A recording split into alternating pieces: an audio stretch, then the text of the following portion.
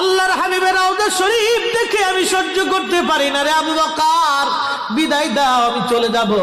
চলে গেলেন নবীর পাগল। সিরিয়ার দামেস্কে যাওয়ার পরে কিছুদিন পরে নবীজি স্বপ্ন দেখায়, কিরে বেলাল, এটা কেমন জুলুম, কতদিন হলো তোমার কণ্ঠের আজান শুনি না। বেলাল রে, তোর কি মন চায় না আমি নবীর জিয়ারতে আসতে? বেলাল আয়, আমি নবীর জিয়ারতে আয় রে বেলাল আয়, কতদিন হলো তোমার কণ্ঠের আজান শুনি না। স্বপ্ন যখন নবীজি দেখাইছে, এ মুসলমান, হযরতে বেলাল সুদূর সিরিয়ার দামেস্ক থেকে পাগলের মতো দৌড়াইলেন, পাগলের মতো ছুটে আসলেন। যখন মদিনাতে আসলেন তখন তাহাজ্জুদের সময় চলতেছিল।